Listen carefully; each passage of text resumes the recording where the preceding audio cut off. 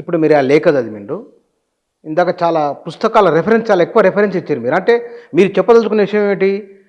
Implementation ప్రజలు ఎక్కడ ఉన్నారో మీరు ఎక్కడ ఉండాలని మీరు చెప్పదలుచుకున్నారు. ఇప్పుడు వాళ్ళు ఈ విషయం ఈ మొత్తం గమనించిన తర్వాత వాళ్ళు ఏ నిర్ణయం తీసుకుంటే మంచిది, ఎట్లా వస్తే మనం సలహాలు ఇవ్వటం, మనం మనం సలహా అవసరం అనుకుందాం. ఇప్పుడు ఆ మొత్తం సీక్వెన్స్ కాన్సిక్వెన్సెస్ మొత్తం చూసిన తర్వాత భారతీయ సమాజం ఏమిటి, వాళ్ళు ఏం చేస్తే బాగుంటుంది అని మీరు ఫీల్ అవుతున్నారు మొత్తం పరిస్థితి అంటే? ఒకటిసారి ఇప్పుడు వాళ్ళ చిత్తశుద్ధి నిబద్ధత మీద అందరికీ నమ్మకం ఉంది, శత్రువు కూడా నమ్మకం ఉంటుంది. వాళ్ళు దానికోసమే బతుకుతున్నారు కాబట్టి వాళ్ళ బతకనివ్వకూడదనే శత్రువు కూడా అనుకుంటాడు. ఎందుకంటే దానికోసం ఎక్స్ట్రీమ్గా ఎక్స్ట్రీమ్ ఆయుధం పట్టుకుని మరి దానికోసం బతుకుతున్నారనే దానిలో శత్రువు కూడా అంతే, వాళ్ళ మీద శత్రువు కూడా అంతే ఇది ఉంటుంది. అది పక్కన పెడితే ఏంటంటే అలాంటి వాళ్ళు సమాజంలో ఉంటే మంచిది కదా. మనుషుల మధ్య మామూలుగా పనిచేయడానికి వాళ్ళు వస్తే అంతకంటే అద్భుతమే ఉంటుంది. ఇప్పుడు రాజకీయాల్లో కొరత ఏంటి? యూత్ రాజకీయాల్లోకి ఎందుకు రావట్లా? అందరు కాదు, కొంతమంది అలవాట్లకు లోనయ్యి ఆవారగా తిరిగే వాళ్ళు ఉన్నారు, దాన్ని కాదంటలా. కానీ కొంతమంది సిన్సియర్గా ఉన్న యూత్ కూడా, పద్ధతిగా ఉన్న యూత్ కూడా ఎందుకు రాజకీయాలని దూరం పెడుతున్నారు? రాజకీయ నాయకుల మీద నమ్మకం లేదు. అలాంటప్పుడు రాజకీయాల మీద నమ్మకం కలిగించగలిగిన వాడు, చిత్తశుద్ధి నిబద్ధత, ప్రాణం, ప్రజల కోసం ప్రాణం ఇవ్వగలిగిన వాళ్ళు ప్రజల కోసం పనిచేయడానికి వస్తే ఎందుకు నమ్ముతారు? వాళ్ళ రాజకీయాలు నచ్చని వాళ్ళు దూరంగా ఉంటారు, అదే విషయం.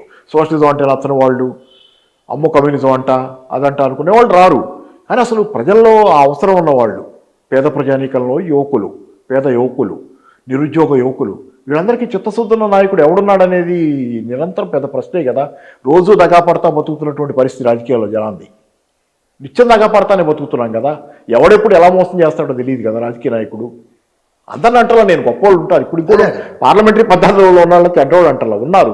కానీ దగా చాలా ఎక్కువ ఉంది మెజారిటీ. అందుకే జనాలు రాజకీయాలు జోలికి రావటల్లా. అట్లాంటప్పుడు మీరు రాజకీయాల్లో ప్రజల్లోకి వస్తే ఇప్పుడు ఇది ప్రజలంటే మరి అక్కడుంది కూడా ప్రజలే కదా అనేవాళ్ళు ఉన్నారు. కానీ అది అట్లా కాదు పూర్తిగా. 1952కు పూర్వము ఆనాడు తెలంగాణ రైతాంగ సాయుధ పోరాటంలో వేలాది ఎకరాల భూములు కమ్యూనిస్ట్ పార్టీ తీసుకున్నది, ప్రజలకు ఇచ్చింది.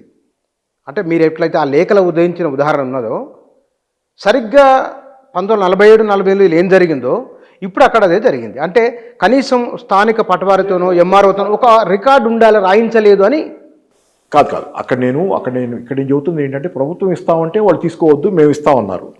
అప్పుడు జరిగింది అది కాదు కదా. తీసుకున్నారు ఇచ్చిన భూములు. ఇప్పుడు తర్వాత ఏమైంది, మళ్ళీ వీటి భూములు ఇచ్చిన తర్వాత వాటికి ఒక దరఖాస్తు లేదా వాళ్ళతో కాగితం రాయించుకోవాల్సిందే. ఇంకా సాయుధం అటు కాదు, అసలు ఆ రోజు జరుగుతుంది అమితుమి పోరాటంలో మధ్యలో ప్రభుత్వం అంటే రహస్య ఉద్యమమును లీగల్ పోరాటం ఇట్లా సంబంధం మిళితం చేసి జరగలేదు కదా. అది ఇప్పుడు ఒక భూమిని స్వాధీనం చేసుకుని పంచేమంటే ఇది ఆ రోజు సాయుధ పోరాటాల క్రమంలో పంచారు వీళ్ళు.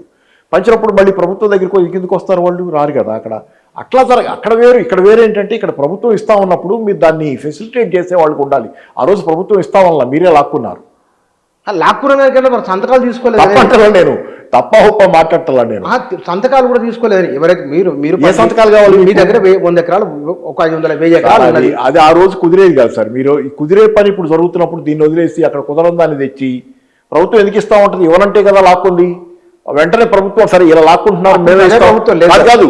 నైజాం ఉన్నాడు కదా, కాదు మీరు లాక్కుంటున్నారు కదా, అంతే ఎందుకు నేనే ఇస్తానంటే అది వేరేగా ఉండేది. అప్పుడు వాళ్ళు ఏం చేస్తే అప్పుడు ఆ ప్రశ్న వచ్చేది, ఇప్పుడు ప్రశ్న అప్పుడు కూడా వచ్చేది. అంటే అసలు ఈయన ఇస్తానా? నా ప్రశ్న మీరు సావధానంగా వినండి. అప్పుడు వీళ్ళు చెప్తే వినని అధికారం అంటూ లేడు అక్కడ. లోకల్ గన్ పాయింట్ లో చేయించింది ప్రభుత్వం లీగల్ గా చేసే ప్రాసెస్ ఒకలాగా ఎలా ఉంటాయి సార్? గన్ పాయింట్ లో చేయించాలి, ఇక్కడ లీగల్ గా చేస్తామంటున్నారు కదా అనేది కదా. అన్ని చేయకపోవచ్చు, సంస్కరణ చేస్తామని చెప్పట్లే కదా ప్రభుత్వం. వాళ్ళు లీగల్ గా ఒక సంస్కరణ చేస్తామంటున్నారు. సంస్కరణ వరకు తీసుకుని ప్రజలకు ఇవ్వండి. మీరు వద్దన్న ప్రజలు తీసుకుంటున్నారు, కావాలనుకుంటున్నారు కదా. ఇవాళ ప్రభుత్వాలు విద్య విషయంలో, వైద్య విషయంలో గడిచిన 30 ఏళ్ళ కంటే మెరుగే ఉంది కదా. చాలా విషయాలు మనం అంగీకరించాలి. రోడ్లైనా, టెలికమ్యూనికేషన్లు అయినా, కమ్యూనికేషన్ వ్యవస్థ అయినా ప్రజలకు కొంత జవాబుదారీగా ఉంటున్నారు. ప్రజలు ఓవరాల్ గా జీవన ప్రమాణాలు పెరిగినాయి అన్నది నిజం. డెఫినెట్ గా జీవన ప్రమాణాలు ఏమాత్రం పెరగలేదు. 70 ఏళ్లలో అక్కడే ఉన్నాం అనేది కూడా అబద్ధం. చాలా మారింది, చాలా. కానీ ఎప్పుడు గుర్తుపెట్టుకోండి ఒకటి, ఇక్కడ మీకు ఒక ప్రశ్న ఎక్కడ వస్తుందంటే, జీవన ప్రమాణాలు ఇలా మారినాయి, ఇలా మారినాయి, మామూలు జనాలు ఇట్లా మారినాయి, ఇంత ఎదిగాము. కానీ ఆ పైన ఉన్నోడు అసలు పోవర్టీ అనేది, అసమానత అనేది దేన్ని బట్టి చూస్తాం? సమాజంలో ఓ రకంగా చెప్పాలంటే ఇందిరాగాంధీ కాలంలో అసమానతలు తక్కువ ఉన్నాయి.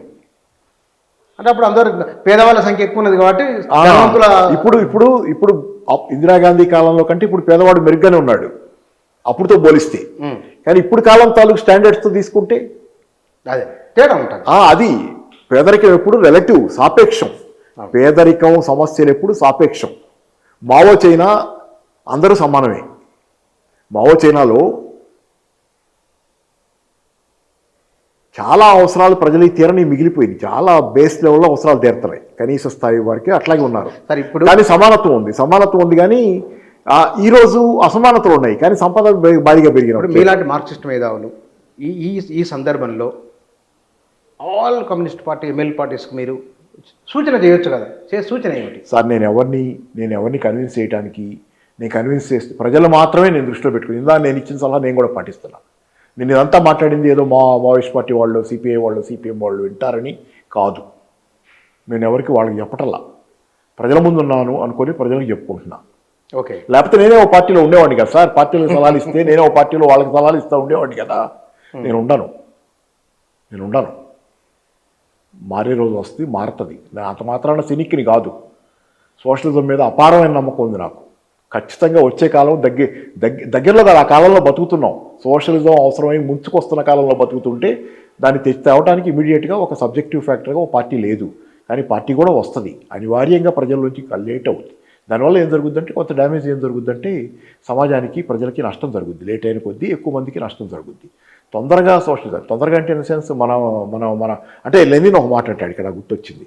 ఏమంటాడంటే, ఇది మావోయిస్ట్ పార్టీ గురించి మాట్లాడుతున్నాం కాబట్టి మన విప్లవ మనోస్థితిని ప్రజల మనోస్థితి అనుకోకూడదనే మాట కూడా చెబుతాడు లెనిన్.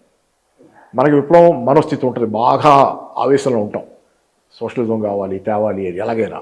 కానీ అది ప్రజల మనోస్థితి అనుకోకూడదు అంటాడు. మన విప్లవ మనోస్థితిని ప్రజల మనోస్థితి అనుకోకూడదు అంటాడు. మనకుంది, కానీ ప్రజలకు ఉందా లేదో చూసుకొని అట్లా దాని ప్రకారం మనకుంటే సరిపోదు. తర్వాత ఇట్లాంటివి చాలా అంటాడు. ఏమంటాడు ఇంకోటి ఇక్కడ చూపిస్తాను. ఇది పార్లమెంట్ల గురించి చెప్తా. బూర్జువా ప్రజాతంత్ర పార్లమెంట్లో పాల్గొనటం. లెనిన్ వ్యాసం ఏంటంటే, ఇది మనం బూర్జువా పార్లమెంట్లో పాల్గొనాలా అనే వ్యాసంలో లెనిన్ అన్న మాటలు. పాల్గొవాలి అని చెప్తా జర్మన్ కమ్యూనిస్టులకి రాశాడు రిప్లైగా. వాళ్ళు వద్దన్నారు, పార్లమెంట్లకు వెళ్ళొద్దంటే వాళ్ళకి రిప్లైగా వెళ్ళాలని చెప్తా రాసిన వ్యాసంలో బూర్జువా ప్రజాతంత్ర పార్లమెంట్లో పాల్గొనటం విప్లవ శ్రామిక వర్గానికి హాని చేయకపోవటం అటుంచి, అది హాని చేయదు దానిలో పాల్గొనటం.